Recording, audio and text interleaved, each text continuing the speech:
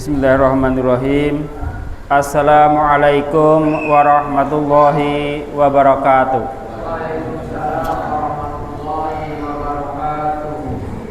Innal hamdalillah nahmaduhu wa nasta'inuhu wa nastaghfiruh wa na'udzu billahi min syururi anfusina wa min sayyiati a'malina. Man yahdillahu fala mudhillalah wa man yudlil fala hadiyalah. Asyhadu an la ilaha illallah wahdahu la syarikalah wa asyhadu anna Muhammadan abduhu wa rasuluh. Amma ba'd. Qala Allah Ta'ala a'udzu billahi minasy syaithanir rajim. Bismillahirrahmanirrahim. Wa'tasimu bihablillahi jami'an wa la tafarraqu. Wa qala Rasulullah sallallahu alaihi wasallam, al jama'atu rahmah wal furqatu adab. Shadaqallahul adzim. Alhamdulillah, ikhwan dan akhwat sekalian, mari sama-sama kita panjatkan rasa syukur kita kepada Allah Ta'ala, yang mana pada malam hari ini, di malam nisfu Sya'ban, kita semua dapat kembali berkumpul di Masjid Nurul Jannah ini dalam rangka thalabul ilmi, dalam rangka belajar Al-Quran, yang mana kita semua tahu bahwasanya ilmu itu lebih penting, lebih bermanfaat dari makanan yang kita makan. Karena untuk makan itu sendiri kita butuh ilmu. Nah, maka ilmu itu lebih penting daripada makan makanan yang kita butuhkan sehari-hari. Maka seyogyanya hidup ini kita prioritaskan untuk mencari ilmu, bukan hanya untuk mencari makan. Seperti itu. Sholawat serta salam semoga senantiasa tercurahkan untuk junjungan kita Nabi Muhammad sallallahu alaihi wasallam, juga untuk keluarganya, sahabatnya, dan juga untuk umatnya hingga hari kiamat kelak. Dan semoga kita semua yang hadir pada malam hari ini termasuk umatnya yang nanti di hari kiamat memperoleh kesempatan untuk singgah di telaga beliau dan menikmati air telaga beliau. Amin. Allahumma amin. Ikhwan dan akhwat sekalian, mari kita lanjutkan kembali kajian kita tentang nikmat al-jamaah, imamah, dan baiat, yaitu sebuah buku kecil, sebuah buku saku yang ditulis oleh Al-Ustadz Arif Hizbullah. Nah, bagi ikhwan dan akhwat yang tidak membawa kitabnya, tidak punya bukunya, silakan buka di grup WA. Insya Allah sudah kami kirim PDF-nya. Jadi sama-sama kita belajar dari kitab ini. Silahkan dibuka grupnya masing-masing. Muslimin di grup muslimin, muslimat di grup muslimat, seperti itu. Pada kesempatan yang lalu kita telah bahas sampai sebab-sebab yang ketiga ya Mas Yo? Ketiga ya? Saya lupa. Kalau tidak salah sebab-sebab yang ketiga kenapa kita harus berjamaah, atau kenapa berjamaah itu penting bagi umat Islam. Nah, sebelumnya sedikit kita review, kita ingat kembali tentang makna al-jamaah itu sendiri. Jangan sampai kita salah memaknai arti jamaah yang kita amalkan hari ini. Jadi jamaah ini berbeda dengan jamaah sholat, berbeda dengan jamaah haji. berbeda dengan jamaah-jamaah yang lainnya. Karena al-jamaah yang kita amalkan hari ini adalah salah satu pengertian al-jamaah yang disampaikan oleh Imam Asy-Syatibi di poin yang kelima. Al-jamaah ialah jamaatul muslimin yang sepakat atas seorang amir atau seorang pemimpin. Seperti itu. Dan kesimpulan beliau Imam Asy-Syatibi, al-jamaah adalah bersatunya umat pada imam yang sesuai dengan kitabullah dan sunnah Nabi Sallallahu Alaihi Wasallam. Seperti itu. Dan juga kenapa kita harus berjamaah? Sebab pertama karena Allah ridho kepada al-jamaah. Artinya kalau Allah ridho kepada al-jamaah, insya Allah orang-orang yang hidup dalamnya akan dimasukkan ke dalam surga. Karena tempat hamba-hamba yang Allah ridho adalah di surga. Sedangkan hamba-hamba yang dimurkai tempatnya di neraka. Sebab yang kedua, Allah Ta'ala mewajibkan kita umat Islam untuk hidup berjamaah. Seperti dalam muqaddimah tadi kami sampaikan firman Allah Ta'ala dalam surat Ali Imran ayat yang ke-103. Wa'tasimu bihablillahi jami'aw wa la tafarraqu. Bersatulah dengan tali agama Allah, atau berpegang teguhlah kamu dengan tali agama Allah dengan berjamaah, dan janganlah berpecah belah. Dan kelanjutan ayatnya bagaimana Allah ingatkan kembali bagaimana kisah orang-orang Yasrib sebelum kedatangan Islam, yakni antara Aus dan Khazraj, itu senantiasa bermusuhan, senantiasa berperang di antara mereka. Tetapi setelah Islam datang kepada mereka, kemudian mereka dipersatukan dengan Islam. Mereka yang awalnya bermusuh-musuhan ketika bertemu bisa bersatu dalam Islam. Dan sebab yang ketiga adalah al-jamaah adalah ahli surga. Di dalam hadisnya Rasulullah bersabda, kami potongkan di tengahnya, man arada buhbuhatal jannah falyalzamil jamaah. Barang siapa yang ingin tinggal di tengah-tengah surga atau menginginkan bangunan di tengah-tengah surga, maka hendaklah dia menetapi al-jamaah. Seperti itu. Kemudian sebab yang keempat, al-jamaah adalah kekasih Allah dan musuhnya setan. Rasulullah SAW bersabda, satakunu ba'di hanatun wa hanatun faman ra'aitumuhu faraqal jamaah au yuridu tafriqa amri ummati Muhammad kainan man kana faqtuluhu fa inna yadallahi 'alal jamaah wa inna syaitana ma'a man faraqal jamaah yarqub. Sepeninggalku akan ada huru-hara yang terjadi terus-menerus.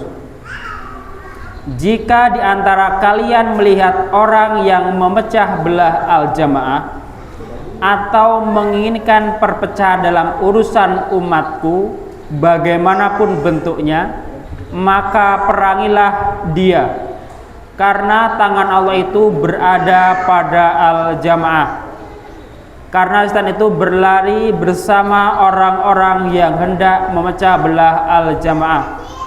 Hadis riwayat An-Nasa'i, As-Suyuti dalam Al-Jami' As-Shaghir, disahihkan oleh Al-Albani dalam Jami' As-Sahih. Nomor hadis 3621. Jadi al-jamaah ini adalah kekasihnya Allah. Yang namanya kekasih itu pasti akan disayang oleh orang yang mengasihinya.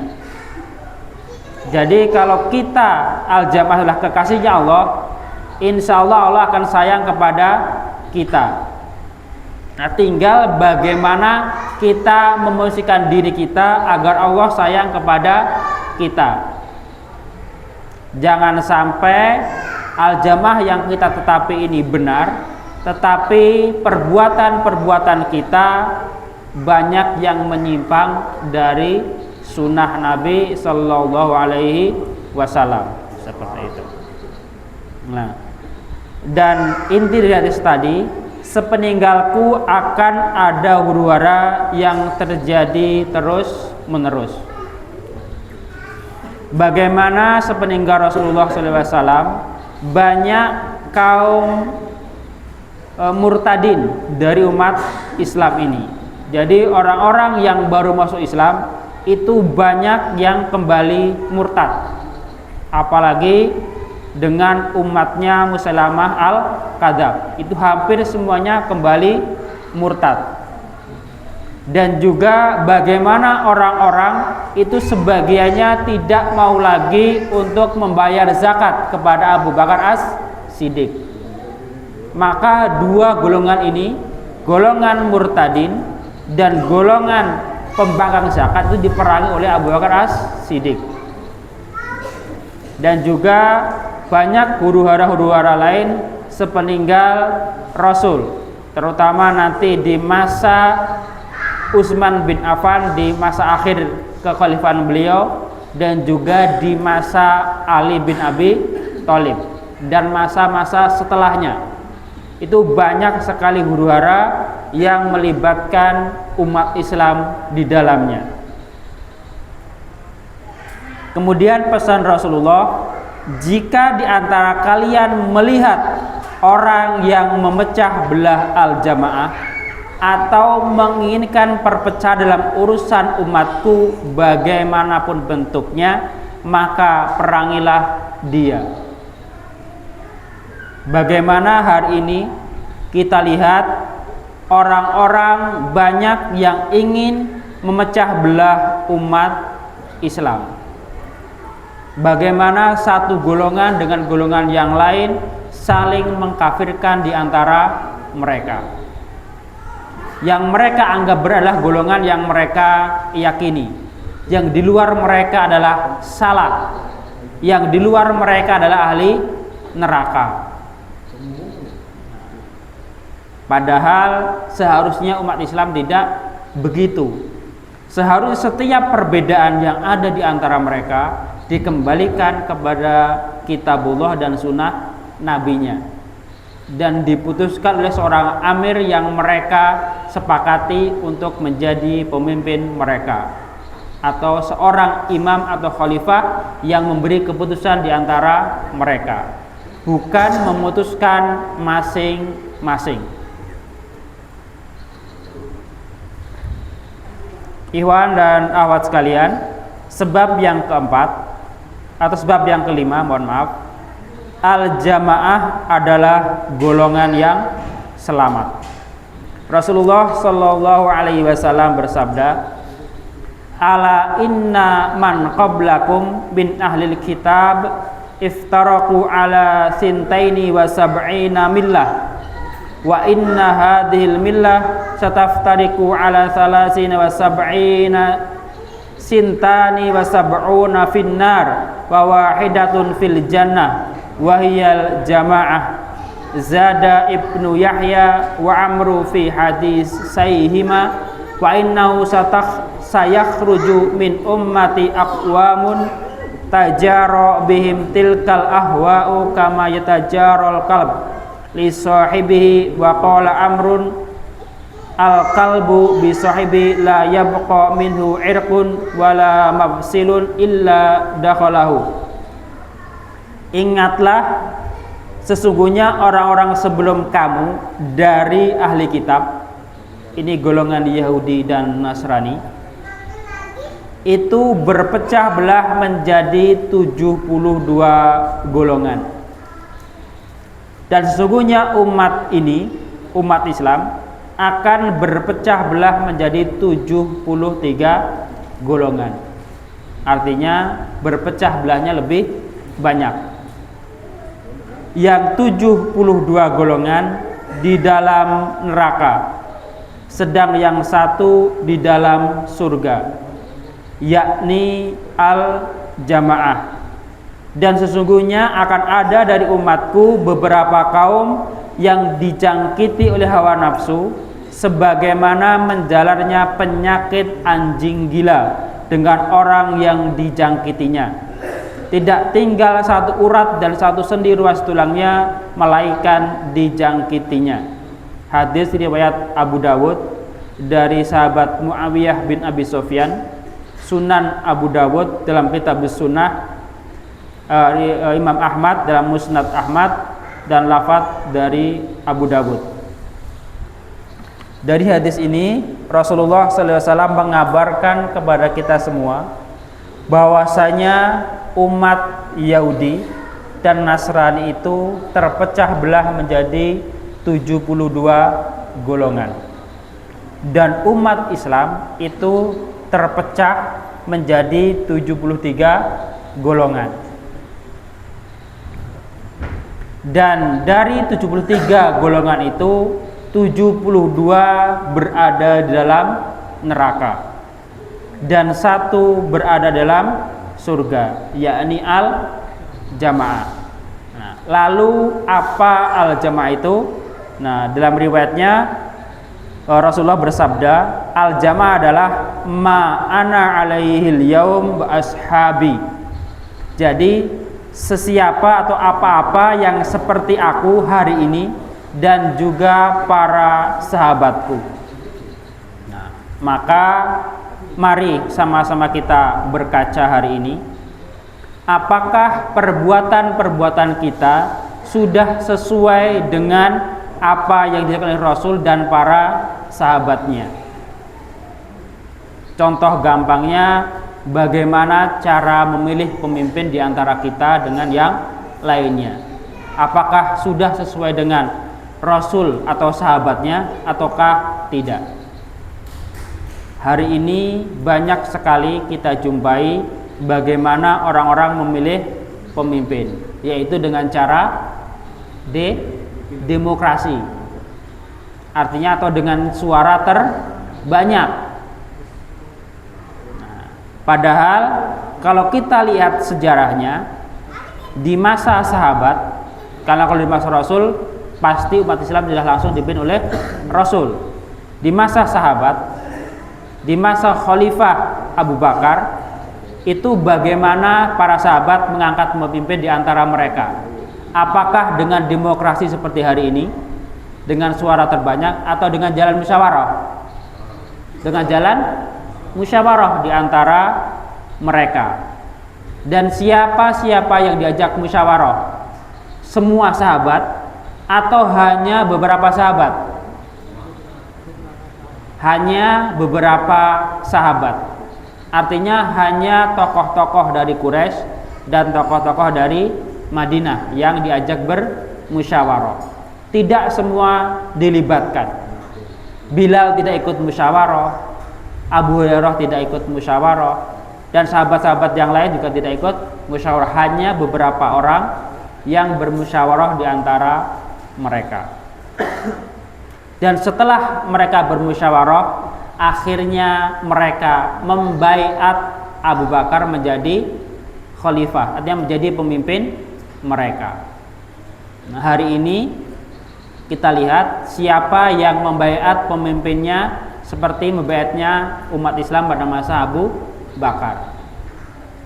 Tidak ada di luaran sana yang membaiat pemimpinnya seperti mereka membaiat Abu Bakar. Insya Allah kitalah yang meneruskan sunnah ini. Seperti itu.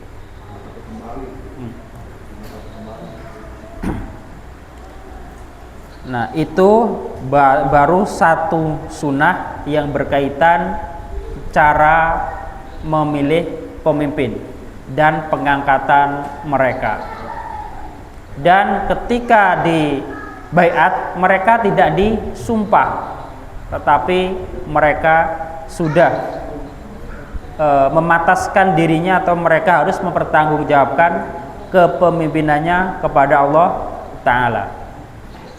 Bagaimana seorang Umar bin Khattab yang kita tahu termasuk pemimpin yang adil pada masa itu, beliau sangat takut kalau sampai ada domba yang terperosok di jalan karena ada jalan yang berlubang.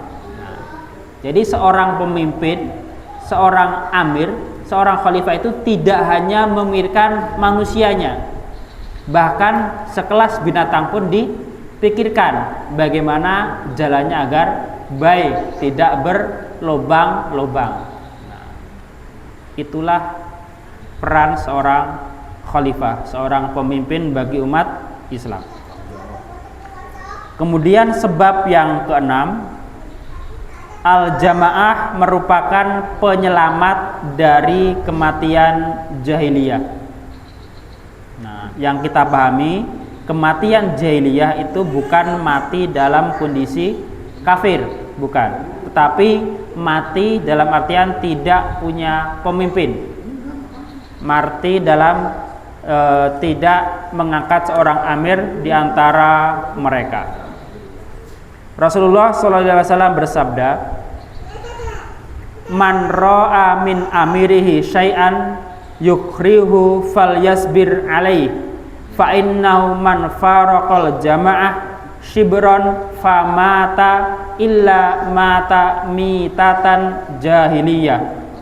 Nah, ini sudah dikemukakan secara panjang lebar dalam kajian kitab Riyadhus Shalihin oleh guru kita Ustadz Mitfa'ullah. Nah, jadi barang siapa yang melihat sesuatu yang tidak dia sukai dari pemimpinnya. Nah, jadi emang pemimpin itu tidak disukai, itulah sesuatu yang wajar. Jangankan pemimpin hari ini, pemimpin pada masa lalu sekelas Rasul saja masih diprotes. Sekelas Abu Bakar, Umar pun masih dikomplain, apalagi pemimpin hari ini. Bagaimana Rasul pernah diprotes oleh sahabat-sahabatnya dari golongan Ansor, golongan Madinah, ketika telah selesai dari satu peperangan, Rasul hanya membagi ghanimah untuk orang-orang Mekah. Jadi orang-orang Madinah nggak ada yang dibagi ghanimah perang tersebut, padahal mereka ikut berperang. Seharusnya yang namanya ghanimah itu kan dibagi kepada orang-orang yang ikut perang, tetapi golongan Madinah, golongan Ansor tidak mendapat bagian, hanya diberikan kepada golongan Mekah atau golongan Quraisy. Itu pun kebanyakan adalah orang-orang yang baru masuk Islam. Maka sahabat komplain, kenapa mereka diberi, saya tidak? Nah, itu sekali Rasul yang sudah kita tahu pasti adil, pasti benar. Nah, maka Rasulullah memanggil sahabat-sahabatnya dan menjelaskan kepada mereka kenapa mereka tidak diberi bagian ghanimah. Apakah mereka masih kurang? Ketika pulang dari peperangan, mereka membawa Rasul bersama mereka. Kalau memang mereka mengendaki harta, akan saya berikan, kata Rasul, tetapi saya akan kembali ke Mekah, tidak ikut kalian ke Madinah. Akhirnya mereka semua menangis, akhirnya mereka semua bersedih karena mereka telah salah dalam menafsirkan apa yang Rasul tetapkan. Nah, itu tadi berkaitan dengan surat Al-Ahzab ayat yang ke-36 tadi. Nah, di situ Allah Ta'ala berfirman, "Wa ma kana lil mu'minin wala mu'minatin idza qadallahu wa rasuluhu amran ay yakuna lahumul khiyarah min amrihim wa may ya'sillaha wa rasulahu faqad dhalla dhalalan mubina. Dan tidaklah patut bagi laki-laki yang mukmin dan tidak pula bagi perempuan yang mukmin apabila Allah dan Rasulnya telah menetapkan suatu ketetapan, akan ada bagi mereka pilihan yang lain. Artinya kalau udah Allah memutuskan, Rasul memutuskan, itu ya udah hanya kada sami'na wa ata'na, tidak perlu pilihan yang lain. Dan barang siapa mendurhakai Allah dan Rasulnya, maka sungguh dia telah sesat dengan kesesatan yang nyata. Seperti itu. Dan juga tentang bagaimana kepemimpinan umat ini hari ini.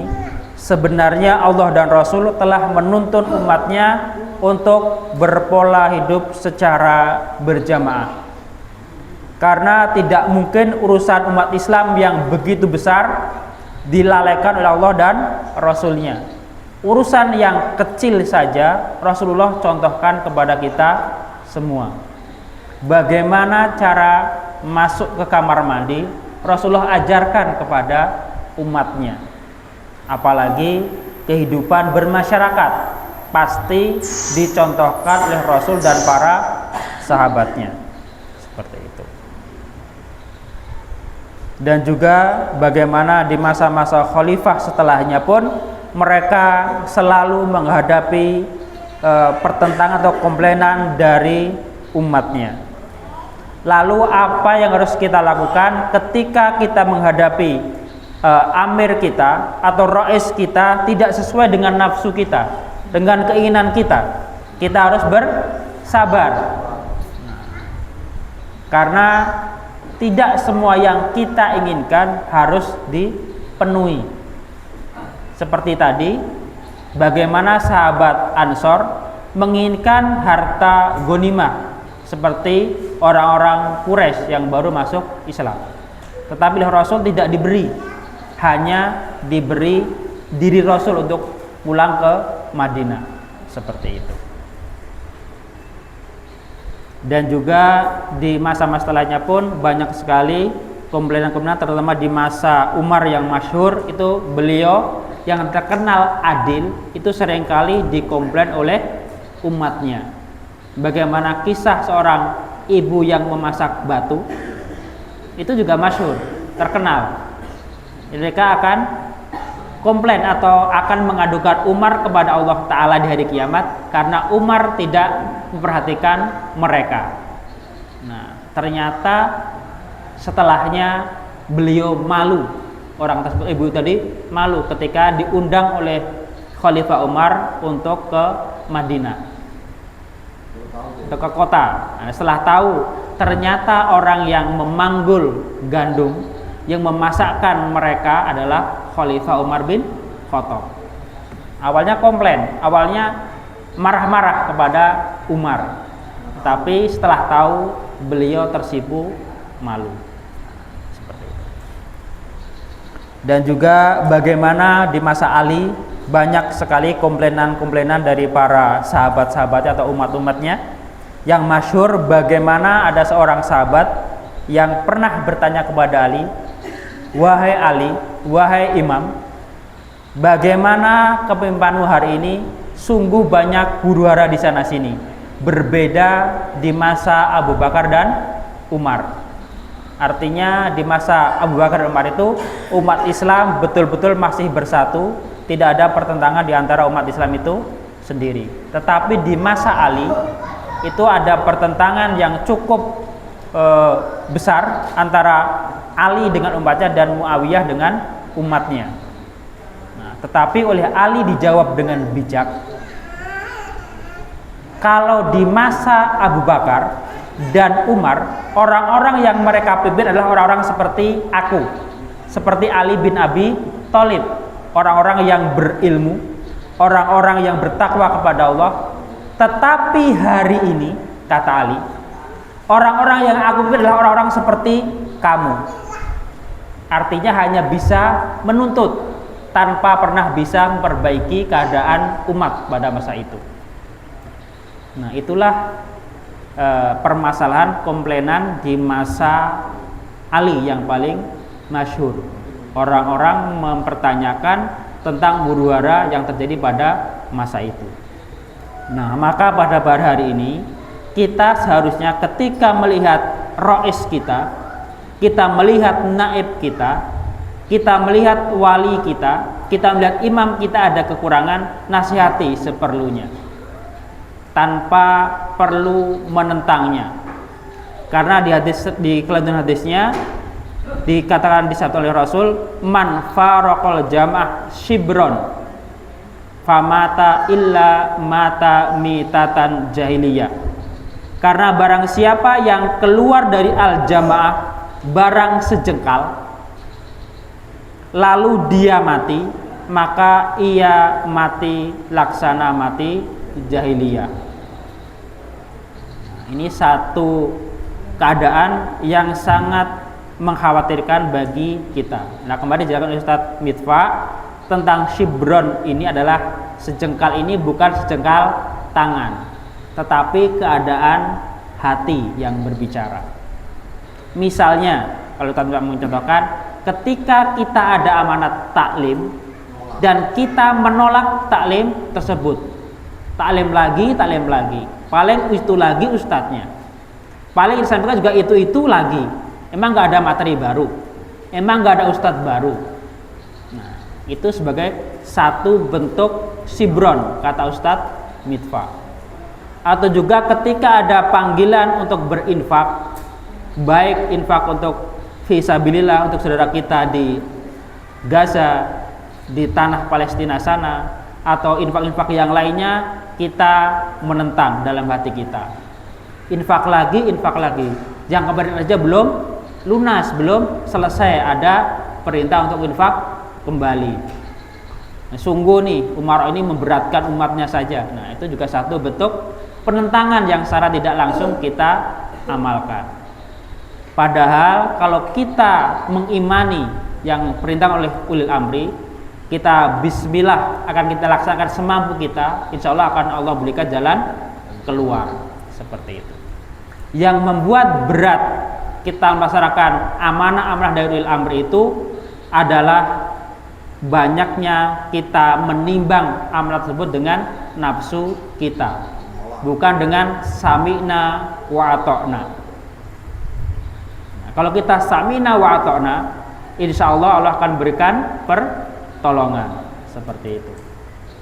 Bagaimana kisah-kisah guru-guru kita ketika diperintah oleh imam atau bitonahnya, oleh wali, oleh naib atau oleh rois, dan dia mengatakan sami'na wa ata'na, itu selalu ada jalan keluar dari setiap permasalahan yang mereka alami.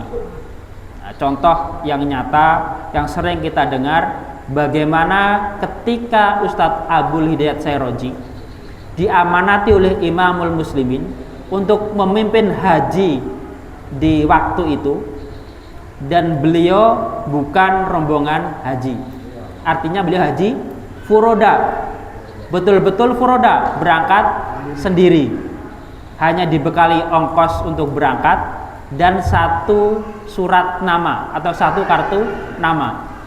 Nah, itu beliau banyak sekali menjumpai kesulitan-kesulitan di tengah jalan, tidak hanya di Mekahnya untuk berhaji, tapi di perjalanan pun sudah kesusahan. Untuk berangkat ke sana langsung susah, harus ke Malaysia dulu, dari Malaysia harus mampir ke mana dulu, akhirnya bisa sampai ke Arab, sampai ke Mekah. Ketika berhaji ke Mekah sempat kehilangan tasnya, tapi dengan pertolongan Allah tasnya balik, tasnya ketemu. Dan juga kesusahan yang lain yang sering beliau ceritakan.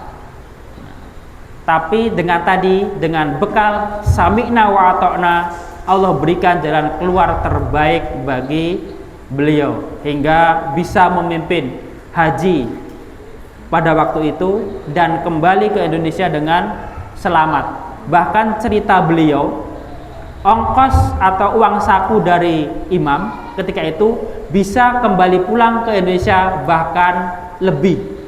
Nah, itu satu keajaiban yang di luar pemikiran kita.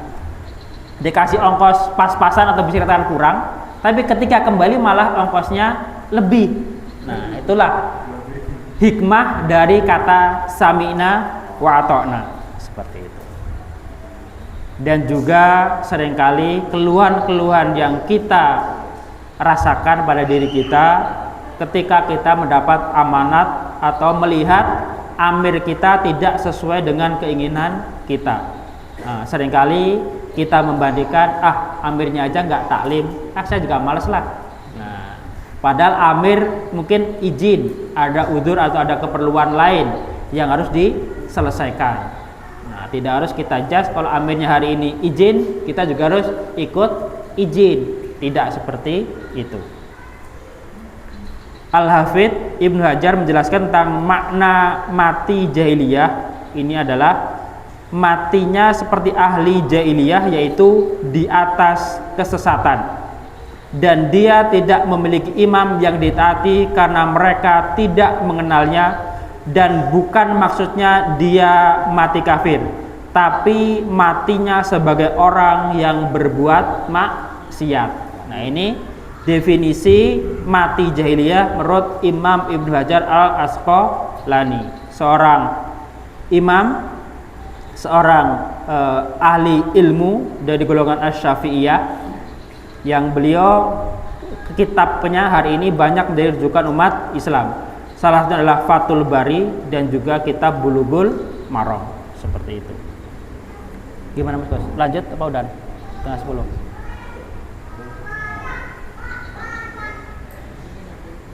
Cukupin dulu. Oke.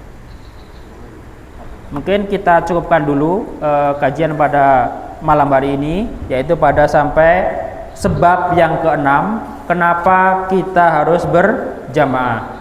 Kita ulang kembali. Sebab yang pertama kenapa kita harus berjamaah adalah berjamaah itu mendatangkan ridhonya Allah Ta'ala. Yang kedua, berjamaah itu adalah kewajiban yang Allah wajibkan kepada umat Islam. Sebab yang ketiga, al-jamaah adalah ahli surga. Sebab yang keempat, al-jamaah itu adalah kekasihnya Allah dan musuhnya setan. Yang kelima, al-jamaah adalah golongan yang selamat.